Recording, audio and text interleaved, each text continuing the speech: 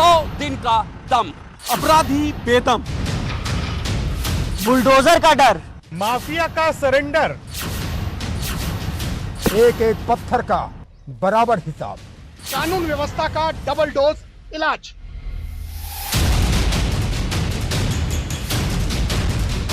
Bulldozer बढ़ता जाए race. मैं आदित्यनाथ योगी ईश्वर की शपथ लेता हूं।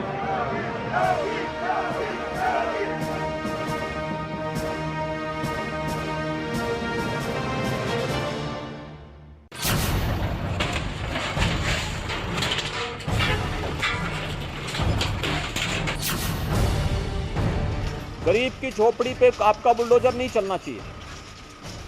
आपकी कार्रवाई पेशेवर अपराधियों के खिलाफ होनी चाहिए और माफियाओं के खिलाफ होनी चाहिए। यह समय का तकाजा है कि ब्याज सहित उसकी वसूली होनी चाहिए और उस पर कार्रवाई होनी चाहिए। आज किसी माफिया की हैसियत नहीं, किसी व्यापारी को, किसी चिकित्सक को, किसी संभ्रांत नागरिक को या किसी गरीब की संपत्ति पर कब्जा कर ले, क्योंकि अगर करेगा तो बुलडोजर भी चलेगा।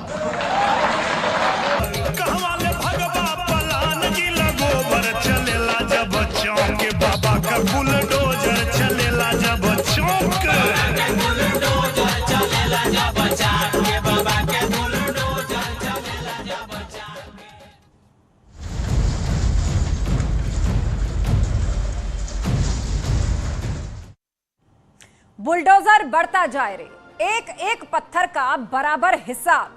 योगी सरकार के दूसरे टर्म में बुलडोजर की रफ्तार क्या दोगुनी हो गई है? क्या 100 दिन में जो लक्ष्य रखा था उसे हासिल कर लिया गया है? क्या सीएम योगी दूसरी पारी में और तेजी से कार्रवाई कर रहे हैं? ये सवाल आपके मन में होंगे। इन सवालों का न्यूज 18 ने जब पड़ताल की तो चौंकाने वाली तस्वीर सामने आई। बाबा के बुलडोजर ने पूरब से पश्चिम तक अवैध अतिक्रमण करने वाले हो या माफिया की अवैध संपत्ति हो, किसी को नहीं बख्शा। बुलडोजर बढ़ता ही जा रहा है।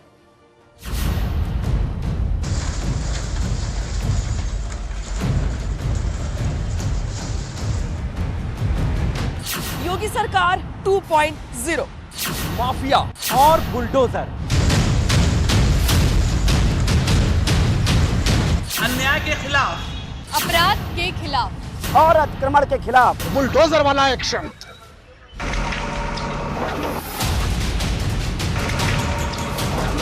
खून कर अब कोई भाग नहीं पाता, पत्थर मारकर कोई बच नहीं सकता।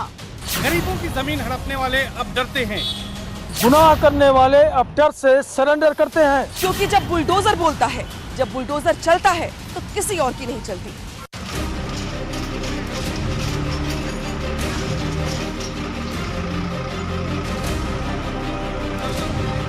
पहले टर्म में बुलडोजर गरजा तो 21 अरब की संपत्ति मुक्त हुई।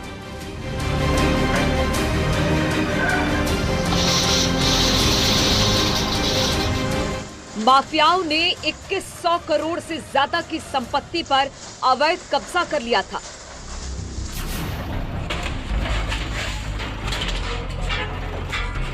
सीएम योगी के आदेश पर बुलडोजर ने या तो उन्हें मुक्त कराया या ध्वस्त कर जमींदोज कर दिया।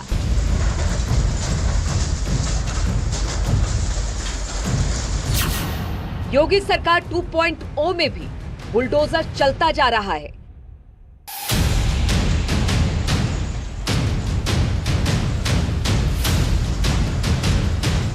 ऐसे में सवाल है कि क्या बुलडोजर उसी तरह एक्शन में है जैसे पहले था? 100 दिन में बुलडोजर ने क्या किया, कहां पर एक्शन लिया, कितने करोड़ की संपत्ति को मुक्त कराया या ध्वस्त कर दिया?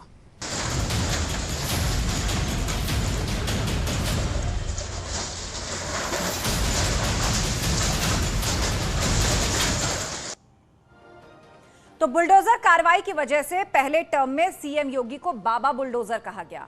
10 मार्च को जब दूसरी बार जनता ने उन्हें चुना तो उसके पीछे बुलडोजर का ही जलवा बताया गया। यानी कि सीएम ने अपराधियों के खिलाफ जो बुलडोजर चलवाया था, एक तरह से उस एक्शन पर जनता ने मुहर लगा दी। और यही वजह है कि मार्च में शपथ लेने के बाद 100 दिन में बुलडोजर ने और तेजी से अपना असर दिखाया।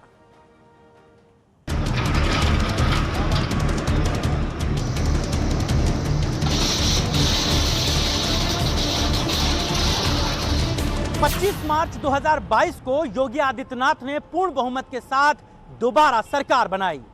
सरकार बनने के साथ ही यह भी तय हो गया था कि बुलडोजर भी दूसरे टर्म में उतनी ही तेजी के साथ काम करेगा।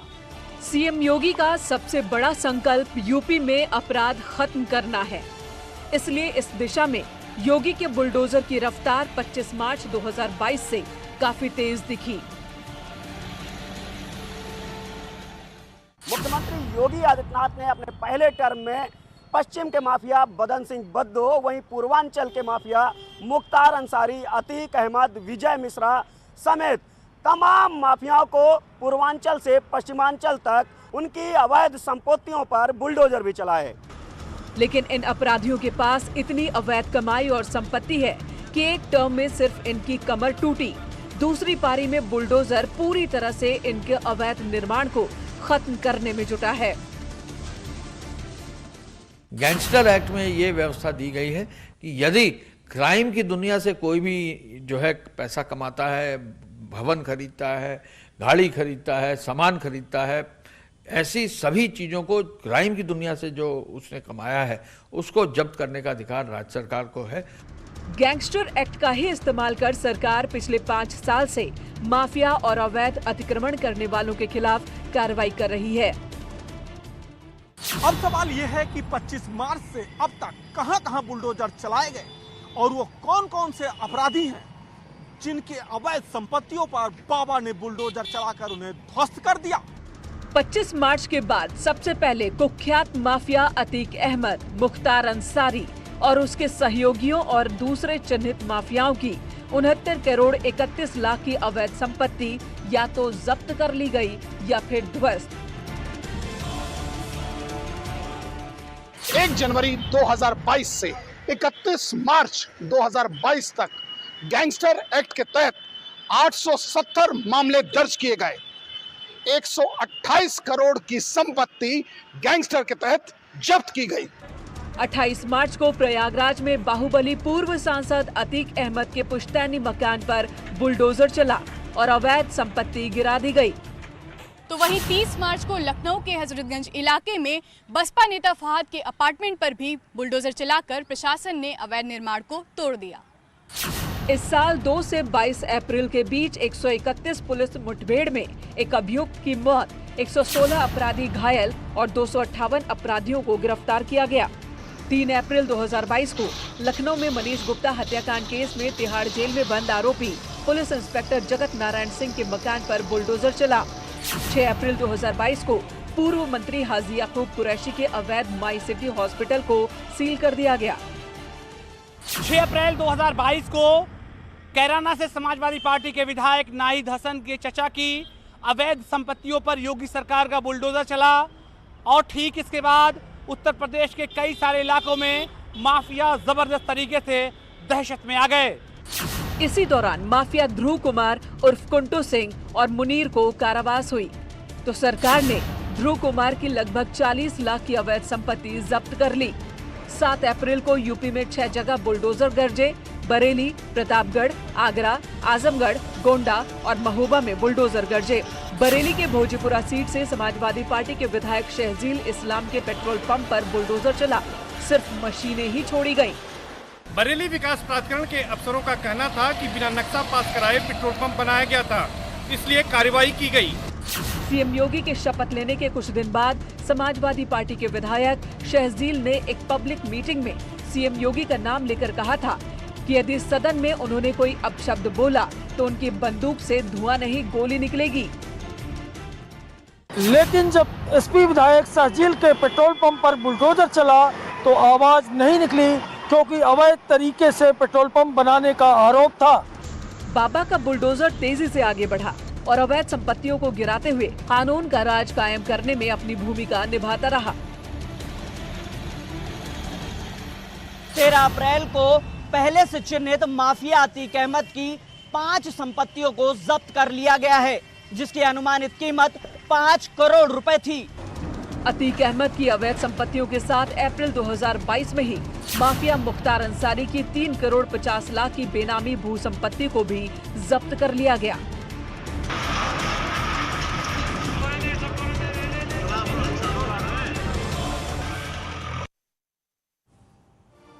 मार्च से अप्रैल तक करीब 300 करोड़ से ज्यादा की अवैध संपत्ति पर बुलडोजर चलाया गया। इस दौरान मुख्यमंत्री योगी ने 100 दिन में 500 करोड़ की अवैध संपत्ति को मुक्त करने का लक्ष्य रखा था, लेकिन सवा महीने के अंदर ही आधे से ज्यादा लक्ष्य हासिल कर लिया गया और 100 दिन का आंकड़ा पूरा होते होते ही ये और ज्यादा हो गया और अब ये एक रिकॉर्ड बन चुका है।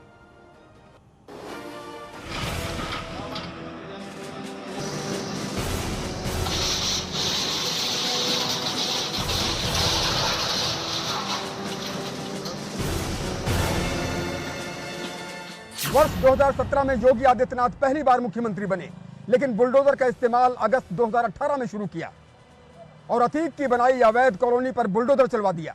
लेकिन दूसरी पारी में बुलडोजर को इतना इंतजार नहीं करना पड़ा।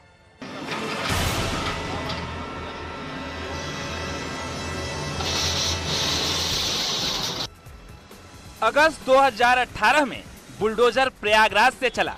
उस वक्त अपराधियों को लगा कि शायद ये मुख्तार और अतीक तक ही सिमट कर रह जाए, लेकिन ऐसा नहीं हुआ। पहले टर्म में सबसे ज्यादा पूर्वांचल में एक्शन हुए। मऊ, गाजीपुर, वाराणसी, देवरिया, आजमगढ़ और प्रयागराज में माफियाओं की कमर तोड़ दी गई। 2017 में 3 दशक के बाद योगी सरकार सूबे की सत्ता में आई। योगी सरकार ने लोगों को भयमुक्त शासन का वादा किया था। उसी वादे को पूरा करते हुए योगी सरकार ने माफियाओं और अपराधियों के खिलाफ बुलडोजर की कार्रवाई की और पूरे प्रदेश में 18 अरब से ज्यादा की संपत्ति के खिलाफ कार्रवाई की गई, ध्वस्तीकरण किया गया और जब्तीकरण की कार्रवाई की गई। पहले कार्यकाल में 70 से ज्यादा बड़ी कार्रवाई की गई, लेकिन दूसरे कार्यकाल में 100 दिन में ही आंकड़ा बड़ा हो गया। तो 100 दिनों के कार्यकाल में एक बार फिर से बुलडोजर तेजी से गरज रहा है और तमाम जो अवैध प्लाटर हैं उनके प्लाटिंग पर कार्रवाई की गई है। चाहे वो झलवा हो, नैनी हो, फाफामऊ हो, झूसी हो, हर इलाके में बड़ी बड़ी कार्रवाइयां की गई हैं। दूसरे कार्यकाल में सबसे बड़ी कार्रवाई प्रयागराज में की गई। 10 जून की हिंसा के बाद सरकार ने आरोपियों पर बड़ा एक्शन लिया। हिंसा का मास्टरमाइंड जावेद उर्फ पंप के घर को गिरा दिया गया। बुलडोजर ने जावेद के प्रयागराज वाले घर को कुछ ही घंटों में जमींदोज कर दिया। जावेद उर्फ पंप की अवैध संपत्ति करीब 5 करोड़ रुपए की थी। पुलिस ने उसे गिरफ्तार कर जेल भेज दिया और उसकी अवैध संपत्तियों पर बुलडोजर चला दी। सरकार लगातार बुलडोजर की एक्शन में है बुलडोजर को लेकर और ये कार्रवाई अभी थमने वाली नहीं है और ये कार्रवाई लगातार जारी रहेगी। 100 दिन में प्रयागराज में 150 करोड़ से ज्यादा की अवैध संपत्तियों पर कार्रवाई हुई है। इनमें से सबसे ज्यादा अवैध संपत्ति अतीक अहमद और जावेद पंप की थी। ऐसे बहुत सारे लोग थे जिन्होंने बिना नियमों को पालन करते हुए अपनी प्लाटिंग की थी। जैसे झूसी में भी की थी लोगों, नैनी में भी की थी, जीटी रोड पर भी किया गया था और झलवा साइड में भी लोगों ने बहुत किया था। उसको प्राधिकरण ने ध्वस्त किया है। और इस खास पेशकश में बस इतना ही, लेकिन खबरों का सिलसिला जारी है। आप जुड़े रहिए हमारे साथ।